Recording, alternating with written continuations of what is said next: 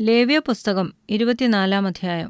യഹോവ പിന്നെയും മോശെയോട് അരുളിച്ചെയ്തത് എന്തെന്നാൽ, ദീപങ്ങൾ നിത്യം കത്തിക്കൊണ്ടിരിക്കേണ്ടതിന് ഇസ്രായേൽ മക്കൾ നിലവിളക്കിന് ഇടിച്ചെടുത്ത തെളിവുള്ള ഒലിവെണ്ണ നിന്റെ അടുക്കൽ കൊണ്ടുവരണമെന്ന് അവരോട് കൽപ്പിക്ക. സമാഗമന കൂടാരത്തിൽ സാക്ഷ്യത്തിന്റെ തിരശ്ശീലയ്ക്ക് പുറത്ത് വൈകുന്നേരം മുതൽ രാവിലെ വരെ കത്തേണ്ടതിന് അഹരോൻ അത് യഹോവയുടെ സന്നിധിയിൽ നിത്യം ഒരുക്കി വയ്ക്കണം.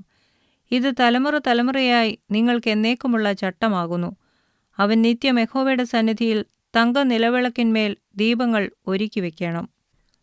നീ നേരിയ മാവെടുത്ത് അതുകൊണ്ട് 12 ദോശ ചുടേണം. ഓരോ ദോശ 2 ഇടങ്ങഴി മാവുകൊണ്ടായിരിക്കണം. അവയെ യഹോവയുടെ സന്നിധിയിൽ തങ്കമേശമേൽ 2 അടുക്കായിട്ട് ഓരോ അടുക്കിൽ 6 വീതം വയ്ക്കണം. ഓരോ അടുക്കിന്മേൽ നിർമ്മലമായ കുന്തുരിക്കം വയ്ക്കണം. അത് അപ്പത്തിന്മേൽ നിവേദ്യമായി യഹോവയ്ക്ക് ദഹനയാഗമായിരിക്കണം. അവനത് നിത്യനിയമമായിട്ട് ഇസ്രായേൽ മക്കളോട് വാങ്ങി ശബ്ബത്തുതോറും യഹോവയുടെ സന്നിധിയിൽ നിരന്തരമായി അടുക്കി വയ്ക്കണം. അത് അഹരോനും പുത്രന്മാർക്കും ഉള്ളതായിരിക്കണം. അവർ അത് ഒരു വിശുദ്ധ സ്ഥലത്ത് വച്ച് തിന്നേണം. അതവന് ശാശ്വത അവകാശമായി യഹോവയുടെ ദഹനയാഗങ്ങളിൽ അതിവിശുദ്ധമാകുന്നു. അനന്തരം ഒരു ഇസ്രായേല്യ സ്ത്രീയുടെയും ഒരു മിസ്രയീമ്യന്റെയും മകനായ ഒരുത്തൻ ഇസ്രായേൽ മക്കളുടെ മധ്യേ പുറപ്പെട്ടു. ഇസ്രായേല്യ സ്ത്രീയുടെ ഈ മകനും ഒരു ഇസ്രായേലിനും തമ്മിൽ പാളയത്തിൽ വെച്ച് ശണ്ഠയിട്ടു. ഇസ്രായേല്യ സ്ത്രീയുടെ മകൻ തിരുനാമം ദുഷിച്ച് ശപിച്ചു. അതുകൊണ്ട് അവർ അവനെ മോശയുടെ അടുക്കൽ കൊണ്ടുവന്നു.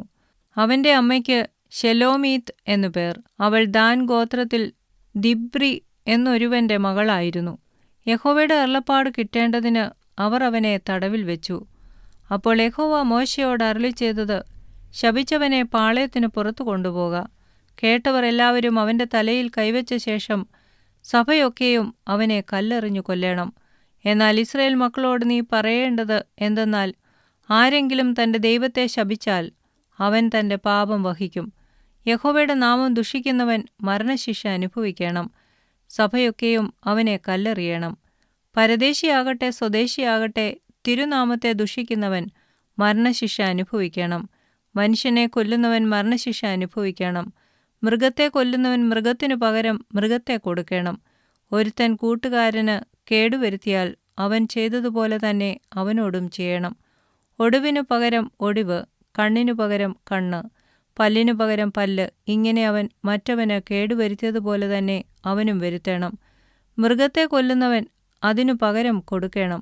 മനുഷ്യനെ കൊല്ലുന്നവൻ മരണശിക്ഷ അനുഭവിക്കണം. നിങ്ങൾക്ക് പരദേശിക്കും സ്വദേശിക്കും ഒരു പ്രമാണം തന്നെ ആയിരിക്കണം. ഞാൻ നിങ്ങളുടെ ദൈവമായ യഹോവയാകുന്നു. ദുഷിച്ചവനെ പാളയത്തിനു പുറത്തു കൊണ്ടുപോയി കല്ലെറിയണമെന്ന് മോശെ ഇസ്രായേൽ മക്കളോട് പറഞ്ഞു. യഹോവ മോശെയോട് കൽപ്പിച്ചതുപോലെ ഇസ്രായേൽ മക്കൾ ചെയ്തു.